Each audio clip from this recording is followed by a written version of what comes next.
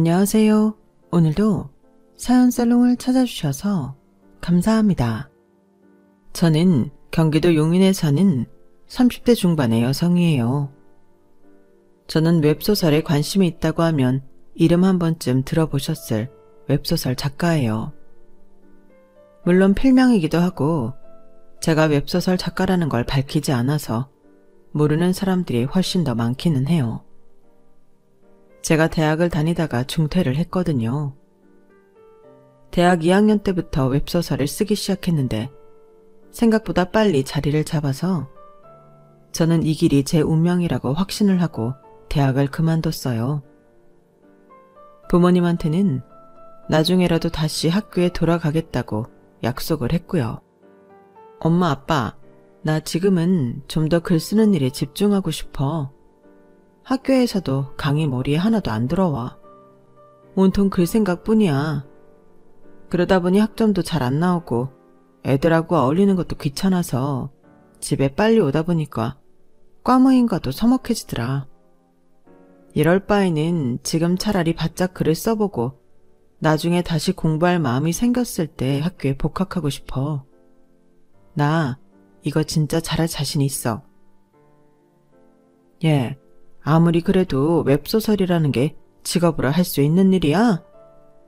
그냥 소설가도 아니고 엄마 볼 때는 그다지 안정적이지 않을 것 같아서 걱정이다. 학교에 다시 마음을 붙이는 게 어때? 엄마 말에 아빠도 찬성이다. 그 웹소설이라는 거 책으로 정식으로 나오는 것도 아닌데 직업으로 하기에는 좀 그렇잖아. 저는 그래서 부모님께 그동안 제 통장에 들어온 수입 내역을 보여드렸어요. 돈 쓸 데도 없어서 그대로 모아놓다 보니 저금 액수도 꽤 됐고요. 그걸 보신 엄마 아빠는 놀라서 말을 못하시더라고요. 내 소설이 잘 돼서 출판사에서 책 내자고 연락 왔어. 그러니까 나 지금은 이거 하고 싶어. 허락해줘. 응? 당시에는 웹소설이 막 자리를 잡던 시기라 부모님이 걱정하시는 것도 당연한 일이었어요. 제 생각이 워낙 확고하고 또 생각보다 제 벌이가 괜찮은 데다가 책까지 낸다고 하니 부모님도 마음을 바꾸시고 그럼 한번 해보라고 하셨어요. 대신 언제라도 공부해야겠다는 생각이 들면 복학하겠다는 각서도 썼죠. 그건 저도 그럴 생각이었어서 흔쾌히 그러겠다고 했어요. 시간이 갈수록 글을 쓰면 쓸수록 문장력도 늘었고 독자들이 어떤 부분을 좋아하는지도 캐치할 수 있게 됐어요. 그 덕에 저는 연재 하나를 끝낸 후 몇 달 쉰 뒤부터 새로 시작한 연재는 처음부터 꽤나 인기를 끌었어요. 그러다 보니 메인 작품에도 계속 소개되었고 제 이름도 알려지게 됐고요. 그렇게 3년 정도 더 했는데 제 작품을 해외에서도 관심을 갖더라고요. 그래서 해외 사이트나 출판사와 계약을 맺고 계약금도 받았죠. 저는 원래 언어에 관심이 많아서 제 작품 나간 나라들 언어를 따로 공부하기 시작했어요. 영어는 어느 나라에서든 통할 테니 회화 공부를 다시 시작했고요. 일본어하고 프랑스어, 나중에는 러시아어까지 했는데요. 처음에는 에이전시에서 번역해준 계약서만 봤는데 나중에는 각 나라에서 보내온 계약서를 제가 직접 훑어볼 수 있을 정도는 되더라고요.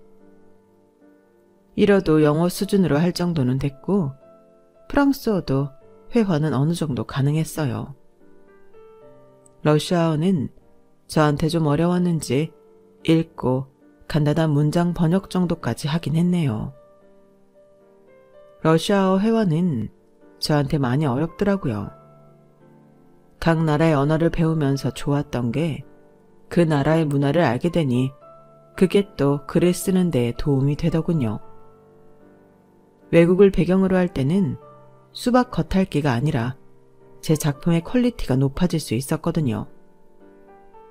저는 경력 7년 차에 계약금도 꽤 높아진 작가가 되어서 가끔 대기업이나 공공기관에서도 스토리를 의뢰해오기도 했어요. 그러다가 남자를 만나서 사귀게 되었는데요. 오늘 제가 이 사연을 쓰게 된 이유가 바로 이 남자 때문이에요. 정확하게는 이 남자의 엄마와 형수가 문제였어요. 저와 1년 넘게 사귀었으니 이제부터 남친이라고 할게요. 남친은 공공기관에서 홍보 담당을 맡는 주무관이었어요. 자기네 기관에서 하는 일을 알기 쉽게 스토리텔링 해달라는 게 의뢰 내용이었고, 그것 때문에 만나다가 남친이 먼저 사귀자고 해서 만나게 된 거였어요.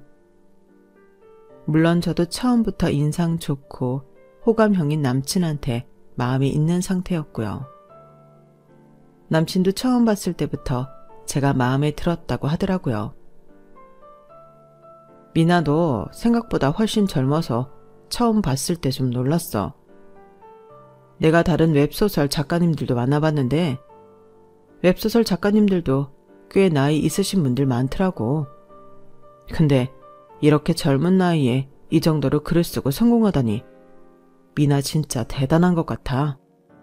에이, 나는 대신에 대학 다니다 말았잖아. 실은 나중에 복학하려고 했는데 너무 오래 안 다니기도 했고 대학 다닐 필요성을 못 느껴서 일단 자퇴서 냈어. 나중에라도 공부해야겠다 싶으면 다시 가려고 해. 반드시 정규대학 가야 되는 건 아니니까 사이버 대학이든 방송통신대학이든 어디든 가면 되잖아. 그래, 맞아. 자기만의 고유성을 갖고 성공할 수 있는데 꼭 정해놓은 대로 정규대학 가고 졸업해서 취직하고 안 그래도 되지. 솔직히 미나, 네가 부러워. 나는 그런 재주가 없으니까 공부 빡세게 하고 공시생으로 한 3년 굴렀잖아. 미나, 너처럼 하는 게 진짜 대단한 거야. 에이, 자기 재능에 맞게 일 잘하면 다 대단한 거지 뭐. 나만 대단한가? 오빠도 3년 공부해서 된 거면 잘한 거야. 몇 년씩 해도 안 되는 사람들은 안 되잖아.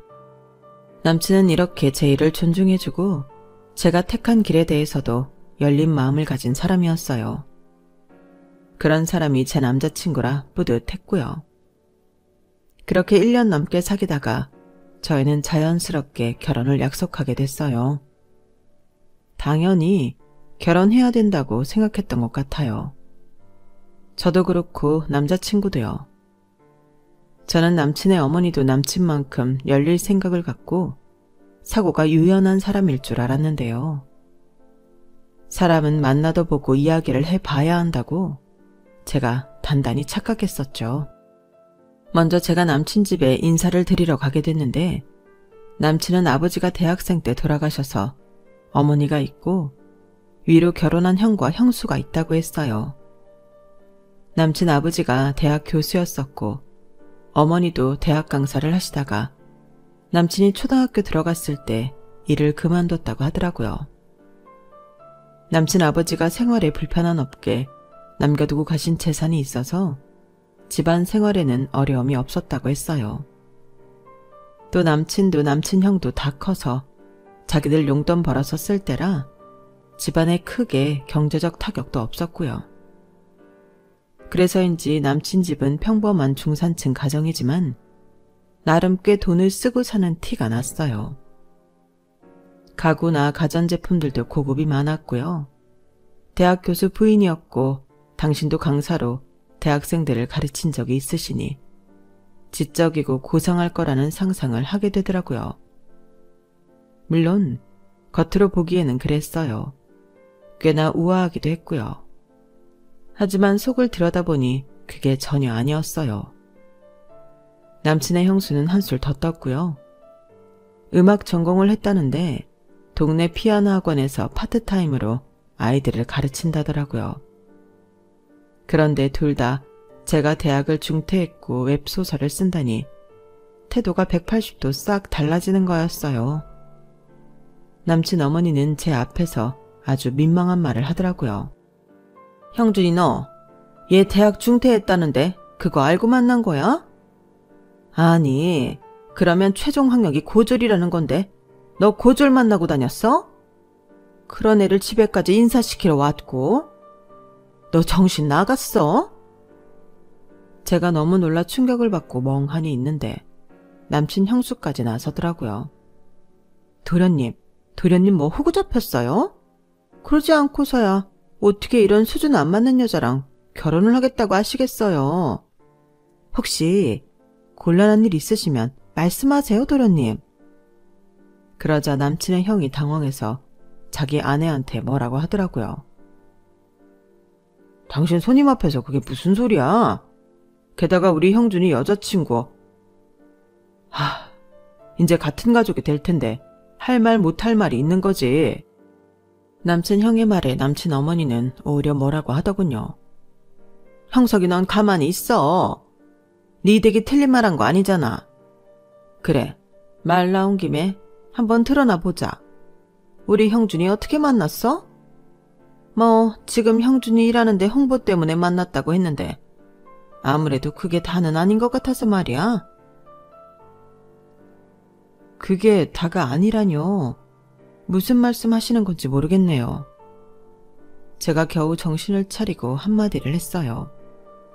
솔직히 그렇잖아. 정부 부처라는 데에서 아무한테나 그런 의뢰하는 게 아닌데 고졸한테 중요한 일을 맡기겠어? 너 어떻게 뒤에서 손 쓴 거 아니냐? 그래서 공무원 하나 잡아서 잘 먹고 잘 살아볼 생각한 거 아니냐고. 어머니, 제 생각에도 아무래도 그런 것 같아요. 이상해요. 남씨는 기가 막혀하며 저 대신 나섰어요. 두 분 좀 그만해요. 그런 거 아니야. 그리고 뭐? 뒤에서 손을 써? 지금 우리나라 정부기관을 뭘로 보고 그런 말을 해. 진짜 큰일 날 소리들 하네.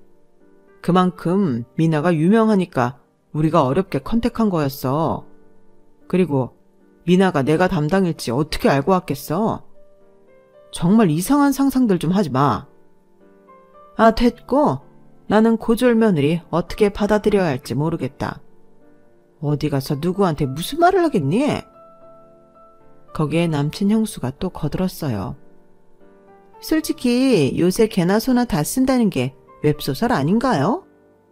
이게 돈 좀 번다고 하니까 아무나 다 달려들던데 돈 버는 사람은 그렇게 많지 않대요. 이봐요. 솔직히 말해봐요.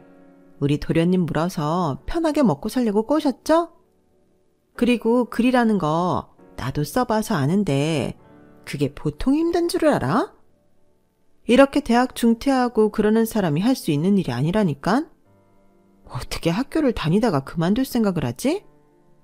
뭐 사고 쳤지? 아니면 학사 경고 계속 먹어서 지적된 거 아니야? 어머 맞다 얘. 그랬나 보다. 아니면 요즘 세상에 미쳤다고 멀쩡하게 다니던 대학을 그만둔다니? 네 말이 맞다? 이러면서 자기들끼리 북치고 장구치고 하는데 남친이 그런 거 아니라고 화를 버럭 내고 남친 형도 자기 일 잘하고 있는 사람한테 그게 뭐 중요하냐며 한마디 하자 그제야 조금은 수그러 들었어요.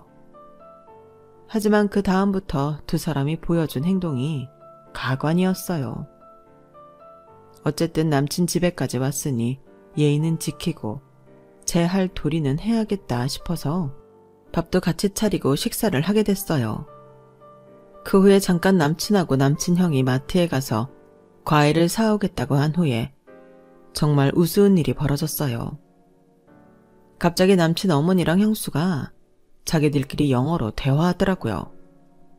이게 무슨 황당한 경우인지 너무 어이가 없어서 두 사람이 뭐라고 하는지 못 알아듣는 척 지켜봤죠. 뭐 남친 형수가 미국에서 바이올린으로 2년 유학했다더니 그때 영어를 익혀둔 걸 써먹는 것 같더라고요. 남친 어머니는 원래 영어를 좀 했던 모양이고요. 어머니, 진짜 웃기지 않아요? 저 여자 너무 뻔뻔한 것 같아요. 여기가 어디라고 감히 결혼을 하겠다고 하요? 누가 아니라니? 형준이 걔는 어쩌다 눈에 콩깍지가 씌어서 저런 걸 데려왔나 몰라. 지가 뭐가 부족하다고 저런 모자란 대학 중퇴에 웹소설? 그런 희한한 걸 하는 애랑 결혼을 하겠다는 건지. 이거 100% 저 여자가 꼬신 거예요. 도련님 원래 순수하고 착하잖아요. 아이, 모르겠다. 제가 나 망신 주려고 작정했어. 대학 중대한 며느리 맞는다고 누구한테 청첩장을 줄 수 있겠냐고. 내가 정말 저런 수준 안 맞는 애를 집에 들여야겠어? 어머니, 그럴 게 아니라 우리 머리를 써야 해요. 그래, 우리 둘이 생각을 좀 해보자꾸나. 저는 눈앞에서 무슨 블랙 코미디가 펼쳐지는 것 같아 한심했지만 저를 어떻게 생각하는지 너무 뻔히 보이고 이렇게 대놓고 사람을 무시하는 행태에 결혼 생각이 싹 가시더군요. 어쩌면 그걸 바라고 그런 행동을 했는지도 모르겠어요. 제가 아무 말 안 하고 가만히 듣기만 하자 정말 영어 한마디 못하는 줄 알고 계속 짓거리더군요. 얘, 쟤 봐라. 우리가 영어로 말하니까 한마디도 못하잖아. 저런 애랑 우리가 어떻게 얼굴을 맞대고 살아? 제 말이요, 어머니. 이건 진짜 너무한 것 같아요. 라는데 저는 웃음이 터져 나올 뻔한 걸 겨우 참았어요. 두 사람이 한다는 영어는 정말 기초적인 단어들이었고 대단한 문법이나 어려운 말을 쓰는 것도 아니었거든요. 게다가 남친 형수는 미국에서 공부까지 했다는 사람이 어찌나 쓰는 단어들이 저렴한지 유학 시절에 어떤 사람들하고 어울렸을지 안 봐도 알겠더군요. 거기서 제가 영어를 입에 올리며 확 기죽이고 싶기도 했지만 이미 그럴 마음조차 없을 만큼 저는 그 사람들을 상대하고 싶지 않았어요. 남친은 나중에 저를 배웅하며 미안하다고 몇 번이고 사과했지만 저는 결혼은 아무래도 못할 것 같다는 쪽으로 기울었죠. 그걸 어떻게 남친이 상처받지 않게 잘 말할 수 있을지 그게 고민이라면 고민이었어요. 남친하고 남친 형은 정말 좋은 사람들이었지만 제가 시댁에 가면 가장 많이 부딪힐 사람이 시어머니랑 남친 형수인데 그런 사람들하고 같이 있고 싶지도 않았고 두 사람을 감당해낼 자신도 없더라고요. 또 내가 뭐가 아쉬워서 그런 집에 시집가서 대접도 못 받고 사나. 그럴 바에야는 차라리 혼자 살면서 좋아하는 일이나 실컷 하는 게 낫다. 그런 마음이 들었어요. 그런데 정말 결혼이 하기 싫어져서 그런 일이 생긴 건지 마침 제가 택시를 타고 외출을 하다가 뒤에 차가 받는 추돌사고가 나지 않았겠어요. 저는 허리랑 목을 강하게 부딪혀서 일단 택시 기사님 연락처를 받아서 돌아왔는데요. 긴장이 풀리고 나니까 갈비뼈 있는 데가 너무 아프더라고요. 저는 물리치료 몇 번 받으면 나으려나 했는데 의외로 갈비뼈에 금이 갔다는 진단을 받게 됐어요. 그 외에도 허리 충격에 목 디스크 증상도 있어서 계속 병원에 한의원까지 다니며 치료를 받아야 했어요. 그 바람에 자연스럽게 남친이 저희 집에 오는 게 미뤄졌고요. 저는 차라리 잘 됐다고 생각하며 어떻게 남친한테 이 결혼을 안 하겠다고 해야 할지만 고민했어요. 그런데 어느 날 남친이 신이 나서 저한테 전화를 했더라고요. 미나야, 너 다쳤다니까 엄마가 너 맛있는 거 사주신대. 땡땡 백화점 식당가 예약하셨대. 거기 요즘 인기 많은 데라서 예약하기 어려운 데인데 특별히 너 잘 먹어야 한다고 형수한테 부탁해서 예약하셨다는 거야. 엄마가 너에 대해 마음이 바뀌셨나 봐. 너무 잘 됐지. 하지만 저는 남친 형수랑 남친 어머니가 갑자기 마음을 바꿀 리 없다고 생각했어요. 둘이 같이 저를 부른다니 뭔가 쎄한 게 감이 안 좋더라고요. 정말 감사하기는 한데 이번에는 오빠 혼자 가면 안 돼? 나 목 디스크까지 와서 진짜 힘들거든. 갈비뼈 금 간 것도 아직 잘못 움직이면 아파서 그래. 나도 너 교통사고 난 것 때문에 나중으로 미룰까 했는데 이렇게 흐름 좋을 때 확실하게 잘 보여서 점수 따면 좋잖아. 오빠는 내가 점수를 따야 된다고 생각하는 거야? 물론 네가 그래야 되는 건 없긴 하지. 그래도 엄마가 전에 안 좋아하시는 티를 내셨으니 이럴 때 마음에 들게 하면 우리 결혼하고 나서도 훨씬 편하니까 그렇지. 오빠, 안 그래도 내가 할 말이 있는데. 나 지금 바로 회의 들어가야 돼. 잠깐 짬내서 전화한 거라. 나중에 들를게. 그리고 내가 너 집으로 데리러 갈게. 그러면 괜찮지? 많이 안 움직여도 되고. 그럼 그날 보자. 이렇게 전화로는 제가 하고 싶은 말도 못하고 끝이 났고, 저 역시 아직 어떻게 말을 할지 완전히 정리가 안 됐기 때문에 나중에 말하자 싶었어요. 일단은 남친 말대로 남친 어머니가 보자는 식당에 가기로 했고요. 며칠 뒤 약속날이 되어서 남친은 저를 데리러 집 앞에 왔어요. 저는 마지막이 될지도 모르는 자리이니 끝까지 예의를 지킬 생각에 꽤나 잘 차려입고 집을 나섰죠. 그 모습에 남친은 제가 자기 엄마한테 잘 보이려는 거라고 생각했는지 엄청 좋아하더라고요. 이렇게 명품 옷으로 차려입은 저를 보면 마음이 바뀔 거라나요? 솔직히 제가 자기 엄마한테 잘 보여야 된다고 하는 남친의 사고방식에 좀 실망했어요. 물론 양쪽 부모님께 각자 잘 보이고 싶은 마음에 더 행동을 조심하는 건 당연하다고 생각해요. 하지만 저 같은 경우는 대학 중퇴했다고 완전히 무시당하고 별 말 같지도 않은 소리를 다 들었잖아요. 그러면 자기 엄마랑 형수가 저한테 사과도 하고 두 사람이 잘못했다는 걸 확실히 해줘야 되는데 오히려 저한테 잘 보이라고만 하니 저는 빈정상했던 거죠. 아무튼 남친이 차를 주차한 후에 잠깐 업무 때문에 통화를 하게 돼서 저 먼저 시간에 맞춰 식당으로 올라갔어요.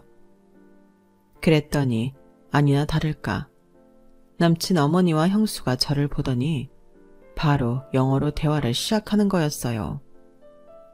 정말 누가 봐도 우스꽝스러운 모습이었어요. 다른 사람들도 있는 공공장소에서 되도 않는 영어로 대화를 하는 한국 사람들이라뇨. 요즘 영어 잘하는 사람들이 얼마나 많은데 그게 창피하지도 않은지 저 하나 망신 주고 무시하겠다고 이게 뭐 하는 짓인지 기도 안 차더군요. 어머니, 제 저거 진짜 안 어울리지 않아요? 지가 명품으로 도배를 하고 나오면 대학 중퇴가 대졸되나요? 진짜 돼지 목에 진주 목걸이라는 말이 딱 적어두고 한 말이네. 참, 어머니 친구분들하고 문학 모임 하신다고 하셨죠? 거기서 순수 문학 하시는 소설가 초빙하셔서 소설 쓰기도 한다고 하시지 않으셨어요?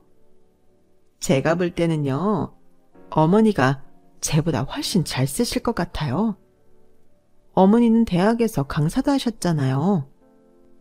너 아무리 그래도 저런 애랑 나 비교하지 마라. 나 교양인인 거고 쟤는 아무 품격도 없는 쉬운 글사람 아니냐. 나도 그 웹소설인가 좀 알아보니까 진짜 아무나 쓰더라. 글 한 줄 안 읽는 것도 쓴다고 설친대요. 내가 저런 걸 진짜 며느리로 들여야 하나? 까마득하다. 어머니, 그러니까 제 지레 포기하게 만들려고 오늘 이 자리 만든 거잖아요. 그러니 도련님 올라오기 전에 얼른 말씀 시작하시죠. 그래, 아무래도 그래야겠다. 이거 우리 아들 없을 때 빨리 말해버리고 쟤 포기하게 만들어야지. 저는 잠자코 두 사람의 유치한 짓거리를 보고 있었고 이윽고 남친 어머니가 저한테 종이를 내밀며 말했어요.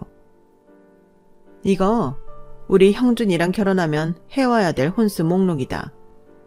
그리고 집이랑 차도 네가 해와야 된다. 알겠니? 우리 형준이 같은 월급 따박따박 나오고 잘릴 걱정 없는 직업 가진 남자랑 살려면 적어도 그 정도는 해야지. 혼수 목록은 무슨 막장 드라마 하나에서나 보던 의사, 변호사 아들 가진 엄마들이 여자한테 내밀 법한 그런 품목들이 적혀 있었어요. 게다가 24평 아파트도 내가 얻어야 하고 자기 아들이 타고 다닐 차도 제가 사야 한다니 무슨 이런 경우가 있나 싶더군요. 네가 대학 중퇴이면서 우리 집 같은 수준 있는 집안에 시집 오려면 이 정도는 각오해야지. 이걸로도 네 학력은 커버가 안 되는 거 알아뒀으면 좋겠다. 남친 어머니 말이 끝나자 이번에는 형수가 나서더라고요. 그리고 이거 내가 오다가 책 좀 골라봤어. 우리랑 수준 맞추려면 영어 공부 좀 해야 대화라도 하지 않겠어? 나랑 어머니 얘기하는데 지금처럼 계속 멀뚱멀뚱 쳐다만 보고 있을 거 아니잖아. 한마디라도 끼어들려면 지금부터라도 공부해야지. 대학 안 나왔으면 노력이라도 해야 되는 거야. 남친 형수가 건네는 종이백을 보니 기초 회화책에 기본 문법책이 2억 원 들어있더라고요. 공부는 때가 있다고 하지만 때를 놓쳤으면 늦게라도 열심히 해서 우리 수준을 어느 정도 쫓아라도 와야지. 처음에는 쉬운 걸로 공부하다가 차차 레벨을 높이면 된다. 저는 이제는 끝내야 될 때가 왔다는 마음이 들었어요. 남친 마음을 최대한 상하지 않게 하려고 고민하다가 결혼 그만두자는 말을 못한 건데 더는 그럴 필요가 없겠더군요. 그래서 제가 영어로 이렇게 말했어요. 아, 이렇게 망신을 주면 제가 결혼 안 할 거라고 생각한 거군요. 참 생각한 수준이 너무 유치해서 뭐라고 말을 해야 좋을지 모르겠네요. 저의 유창한 영어 실력의 2사람은 눈이 동그래져서 서로를 쳐다만 보더라고요.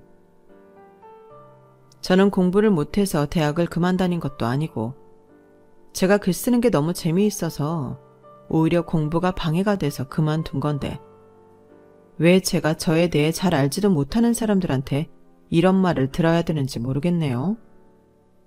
제가 대학을 중퇴한 걸 빌미로 크게 한몫 잡든지 아니면 절 포기하게 만들려고 한 것 같은데 이미 나는 마음 떠난 지 오래고 오늘은 마지막이 될지도 모르는 자리니까 댁들 그나마 체면 살려주려고 이렇게 차려입고 나온 거야. 그리고 정신들 좀 차려. 요즘 댁들 같은 영어 회화 그 정도는 초등학생들도 할 거야. 쓰는 단어 수준들하며 유치해서 못 들어주겠네. 제 말이 다 끝나자 남친 어머니는 놀라서 더듬거리며 말했어요. 너 영어 할 줄 알았던 거야? 근데 왜 가만히 있었어? 저는 그제야 다시 한국말로 말을 했어요. 내가 뭐 때문에 댁들 유치한 놀이에 놀아나야 되는데요? 뭐? 유치? 하, 글쎄 어디서 영어 단어 좀 찾으면서 달달 외워온 모양이네. 그런다고 우리가 눈 하나 깜짝할 줄 알아? 라는 남친 형수를 제가 무섭게 쏘아봤죠. 그랬더니 놀랐는지 움찔하며 고개를 움츠리더라고요. 거기요. 미국에서 음대 나왔다고 했죠. 제가 미국에 있는 친구한테 좀 알아봤는데 대기야말로 2년제 대학도 다니다 말았던데요. 그래놓고 누구 보고 뭐가 어쩌고 저쩌요? 나는 내일 열심히 하고 싶어서 그런 건데 댁은 자기 할 일도 제대로 안 한 거잖아요. 하긴 그렇게 놀기나 했으니 영어 단어 쓰는 수준이 무슨 유치한 초딩들 수준이지. 뭐야? 너 말 다 했어? 아니, 다 안 했어. 그리고 저는 그때부터 일본말을 시작했어요. 나는 이런 말도 안 되는 허세 부리는 집안에서는 못 있겠으니까 그런 줄 아세요. 저 이 결혼 안 합니다. 그러자 일본말을 하나도 모르는 2사람은 입 꾹 다물고 쳐다만 보더라고요. 저는 내친 김에 같은 말을 프랑스어로도 했죠. 아니 너는 우리를 얼마나 우습게 봤으면 그렇게 외국어를 할 줄 알면서 가만히 있었던 거야? 우습게 본 건 제가 아니고 그쪽 아닌가요? 그때 남친이 식당에 들어와 우리 자리를 찾았고 저는 남친을 보자마자 파혼을 선언했어요. 오빠, 미안해. 내가 정말 오빠 상처 주기 싫어서 어떻게 말해야 하나 고민만 하다가 시기를 놓쳤거든. 그래도 오늘만큼은 내가 예의를 지키려고 이렇게 차려입고 나왔는데 오빠 형수랑 어머니는 나 같은 사람한테 이런 옷은 돼지 목에 진주 목걸이라고 하더라. 그리고 오빠랑 결혼하려면 내가 24평 아파트도 하고 오빠 타고 다닐 차도 새로 사고 혼수도 무슨 의사 변호사한테 시집가는 것만큼 해와야 된대. 미안한데 나는 내가 소중해. 나를 이렇게 우습게 보고 대학 중퇴했다는 이유로 계속 영어로 대화하면서 내가 못 알아들을 거라고 생각하고 험담하는 사람들하고는 같이 못 살 것 같아. 그러니까 오빠도 이쯤에서 마음 접어. 이렇게 통보하게 돼서 미안해. 제 말에 남친은 굉장히 놀랐어요. 그리고 자기 엄마가 줬다는 홍수 목록을 보더니 얼굴이 일그러지더라고요. 대체 두 사람 왜 그러는 거예요? 미나가 어떤 사람인지 알기나 해요? 두 사람이 하도 난리쳐서 말할 타이밍을 놓쳤는데 형수, 웹소설 자주 읽는다고 했죠? 땡땡이라는 작가 알아요? 알죠. 그럼요. 나 종이책도 다 샀는데요. 땡땡이 바로 미나예요. 미나 소설은 벌써 몇 개국으로 번역돼서 나가고 있고 앞으로도 계약이 줄줄이 있는 작가라고요. 남친 말에 남친 형수는 너무 놀라서 들고 있던 컵까지 떨어뜨렸어요. 어머 세상에, 진짜요? 땡땡이 정말 저 아가씨 도련님 여자친구라고요? 아니 어떻게 이런 일이... 야, 그건 말이 안 되잖아. 그럼 이름이 왜 미나가 아닌 거야? 제가 너 속인 게 분명하다. 저는 너무 어이가 없어서 깔깔 웃음을 터뜨렸어요. 아니, 연예인들도 예명을 쓰고 소설가들은 필명 쓰는 사람이 얼마나 많은데요. 문학 모임의 초빙한 소설가는 그런 것도 알려주지 않았나 봐요. 그리고 요즘 영어하는 게 뭐 그리 대수해요. 여기서 두 사람이 한 짓이 얼마나 우스운지 다른 사람들한테 좀 물어보시고요. 세상을 넓게 보고 사세요. 얼마나 우물한 개구리로 살면 요즘 실정도 모르고 그러고 살아요? 제가 이런 말을 하는 새에 핸드폰으로 저를 검색해보던 남친 형수는 갑자기 비명을 꽥 질렀어요. 어머, 맞네. 여기 인터뷰하면서 사진 나왔던 게 있네. 땡땡이 도련님 여친 맞네. 어머, 진작에 알려줬으면 이러지 않았을걸. 이제는 그런 것도 내 탓하는 건가요? 반성이라는 건 진짜 모르네요. 남친 어머니도 형수 핸드폰에 나온 제 인터뷰 기사와 사진을 보더니 그제야 얼굴이 새파래지며 어쩔 줄 몰라 하더군요. 자기들이 너무 저를 몰아붙인 데다가 저한테 유치하게 영어 기본 문법 책하고 회화책까지 줬으니 할 말이 없었던 거죠. 그럼 저는 제 뜻은 다 전달한 것 같으니 이만 가볼게요. 오빠 그동안 즐거웠어. 잘 지내. 나 먼저 갈게. 그러자 남친 어머니가 저를 붙잡더니 미안하다고 하더군요. 야, 우리 다시 차근차근 이야기해보자. 내가 정말 실수를 했다. 그러니 우리한테 다시 기회를 줄 수 있겠니? 이번에는 내가 정말 잘하마. 맞아요, 미나씨. 아니, 작가님. 제가 정말 큰 실수를 했어요. 우리 도련님은 정말 괜찮은 사람이잖아요. 저나 어머니 생각하지 말고 도련님만 보고 결혼하세요. 네? 싫은데요. 결국 두 분 얼굴 봐야 하고 부대끼며 살아야 되는데 저를 이렇게까지 망신 주지 못해 안달이 난 데다가 아예 결혼 포기하게 만들려고 말도 안 되는 혼수 목록까지 작성한 사람들하고 어떻게 잘 지내요? 저는 못 그래요. 제가 뭐가 모자라서 두 분을 보고 살아야 하나요? 저랑 오빠에게는 결혼의 인연은 없다고 생각하려고요. 진작에 그렇게 마음먹고 있었고요. 그러니까 두 분 마음에 드는 며느리감 잘 골라보세요. 그게 잘 될지는 저도 모르겠네요. 공무원이 아무리 안정적이라고 해도 제가 버는 거에 비하면 정말 적은 돈인데 돈만 따지면 저도 이 결혼 못하죠. 그러니까 이 결혼은 아예 없던 이야기를 할게요. 그리고 두 사람 앞으로 밖에서 영어로 대화하실 거면 발음도 좀 고치고 영어 단어도 수준 있는 거 외워서 쓰세요. 듣는 사람이 다 민망하니까요. 아시겠어요? 제 말에 두 사람은 얼굴이 새빨개져서는 고개를 푹 숙였어요. 남친은 화가 나는 걸 꾹 참으며 자기 엄마한테 이러더라고요. 엄마 때문에 내 결혼까지 깨진 거 나 두고두고 기억하고 있을게. 진짜 사람 창피하게 이게 뭐 하는 짓들이야. 도련님, 그러지 말고 저 아가씨, 아니 작가님 잡아요. 우리가 언제 저런 잘나가는 작가님 다시 보겠어요. 됐어요. 형수가 결혼해요? 내가 하지? 그러게, 왜 나서서 그렇게 잘난 척을 해서 이 사단을 만들어요? 두 사람 나 이번 일 똑똑히 기억하고 있을 테니 그렇게 알아요. 그렇게 저희 결혼 이야기는 끝이 났고 남친은 나중에 정식으로 저를 찾아와서 자기 엄마와 형수가 한 일에 대해 정중하게 사과를 했어요. 남친 형도 저한테 미안하다며 조금이라도 마음의 보상을 하고 싶다며 백화점 상품권을 보냈더라고요. 아무튼 그렇게 저와 남친은 인연을 정리하고 헤어지게 됐어요. 그럼에도 남친 어머니는 어떻게 제 번호를 알았는지 그 후에 몇 번이나 전화를 해서 자기가 어리석었다며 다시 생각해달라고 했지만 저는 전화번호를 차단하고 단칼에 잘라버렸어요. 마지막으로 자꾸 이러면 경찰에 신고하겠다고 문자를 했네요.